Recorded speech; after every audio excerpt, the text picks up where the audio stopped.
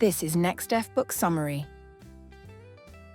Weapons in Space, Technology, Politics, and the Rise and Fall of the Strategic Defense Initiative by Bateman.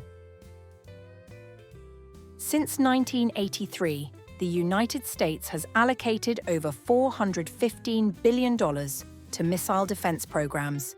Yet much of this investment has been directed toward flawed national missile defense systems designed to intercept intercontinental nuclear-armed missiles.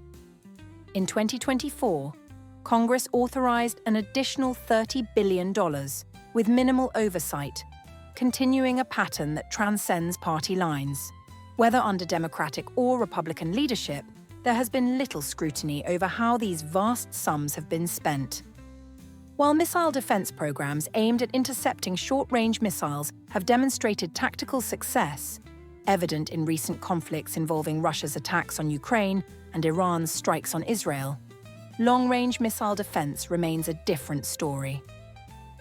The fundamental challenge lies in physics. Short-range missiles travel slower, are easier to track, and cannot effectively deploy decoys, making them more vulnerable to interception.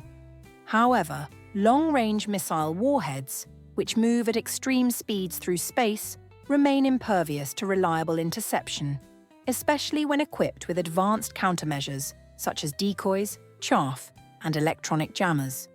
Despite decades of independent technical analyses warning that national missile defense is fundamentally ineffective, Republican administrations have aggressively pushed for these programs as part of a broader effort to undermine arms control agreements, favoring strategic dominance through superior weaponry and unchecked military spending.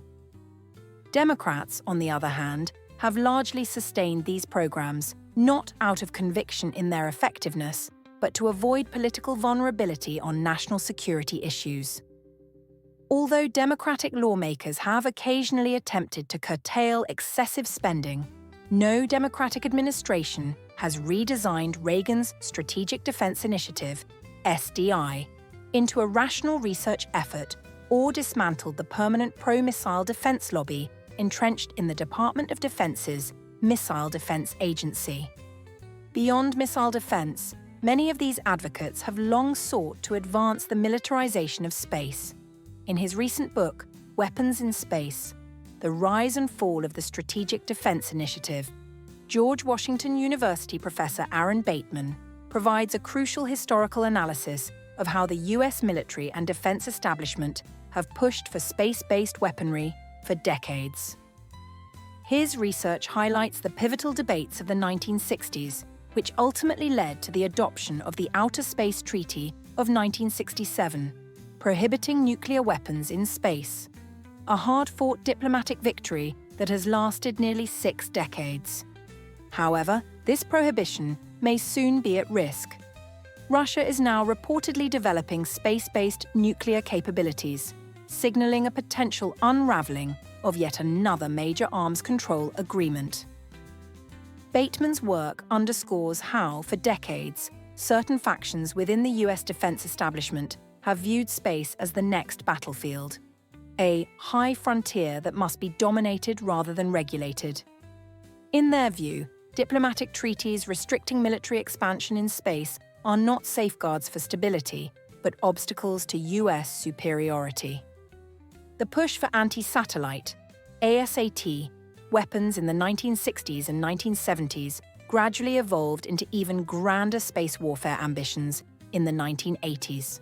Calls for deploying battle stations in space capable of destroying enemy satellites and intercepting missiles gained traction, fueled by Cold War paranoia and fears of falling behind in a space race with the Soviet Union.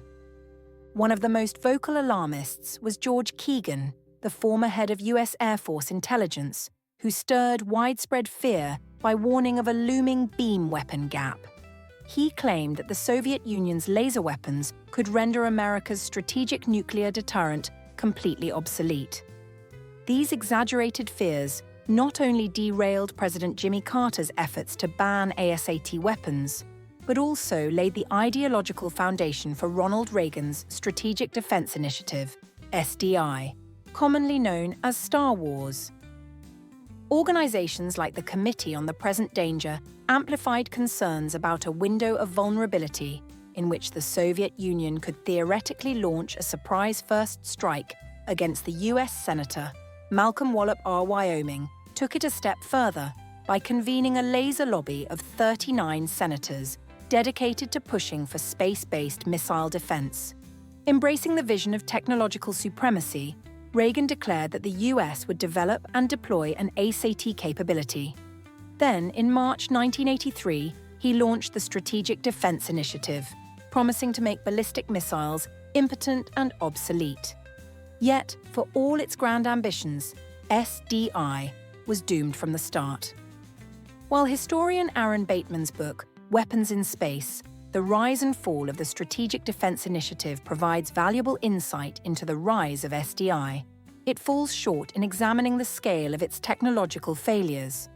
Bateman aims to place the technological dimensions of SDI at the center of his analysis, but he largely ignores one fundamental fact: none of SDI's proposed weapons ever worked. This is where Representative John Conyers of Michigan played a crucial role. As chairman of the House Government Operations Committee, he led a series of investigative hearings into SDI, exposing billions in wasted taxpayer dollars on projects that ultimately went nowhere. At the first hearing in 1991, Conyers laid out a devastating list of failures. $1 billion wasted on the free electron laser, $1 billion on the boost surveillance and tracking satellite system, $720 million for the space-based chemical laser, $700 million for the neutral particle beam, $866 million for the airborne optical aircraft. Each project was abandoned after failing to deliver results. Even as SDI crumbled under its own weight, the Bush administration attempted to salvage the program. President George H.W. Bush pivoted toward a ground-based missile defense system, scaling back the original vision while keeping defense contractors fully funded. Conyers saw through the deception. He warned that the Bush administration's so-called restructuring was merely a rebranding effort to keep the program alive, predicting that over $120 billion would be wasted over the next 15 years. He was right. SDI officials, to justify continued funding, replaced their failed laser weapons concept with kinetic interceptors in space, a program called Brilliant Pebbles. At the same time, they pivoted toward ground-based interceptors, claiming these systems would protect against third-world ballistic missile threats. None of these claims proved accurate. None of these systems ever worked, and yet, the US government continued pouring billions into missile defense year after year. Bateman attempts to defend SDI, arguing that the fact that Reagan's strategic defense dream never came to fruition makes it easy to dismiss SDI as a science fiction fantasy. But that's precisely the problem. It was a science fiction fantasy, one that wasted untold billions, undermined arms control, and helped fuel the militarization of space. And the worst part, the same mistakes are still being repeated today. The author argues that examining the rationale behind missile defense technologies helps explain why SDI continues to influence space security today. While this may hold some truth, it overlooks two fundamental driving forces behind the persistence of these programs: defense contracts and congressional complicity. With $415 billion spent on missile defense, the reality is clear. The primary goal is not security but sustaining an endless cycle of contracts. Strategic justifications are merely a smokescreen, concealing the real motivation, ensuring a continuous stream of government funding for the defense industry.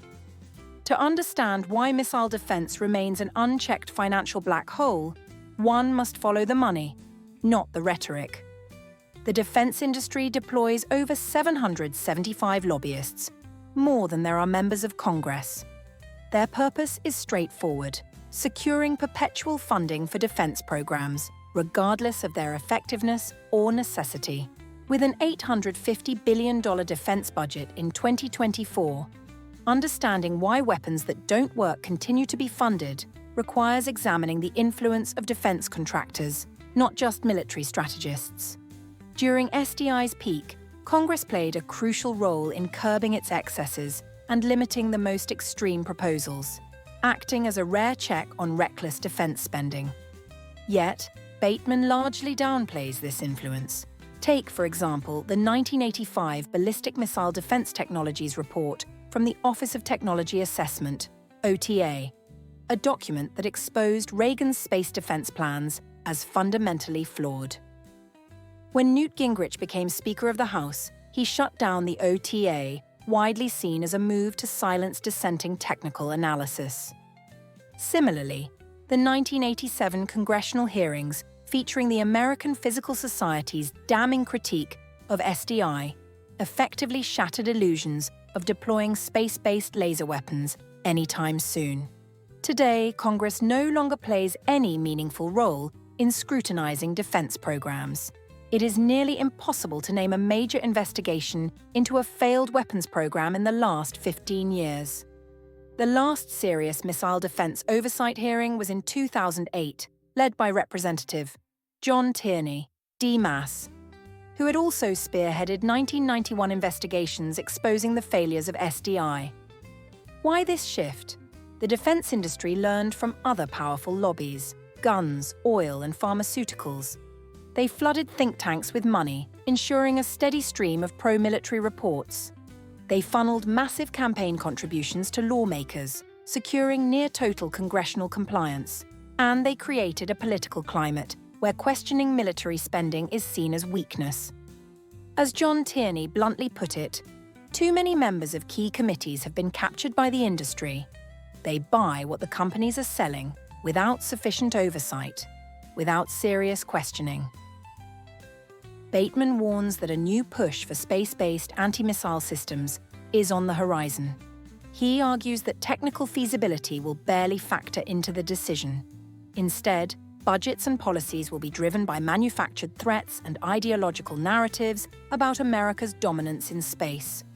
Scientific realities will be discarded in favor of abstract policy rhetoric, a time-tested strategy for justifying billions in unnecessary defense spending.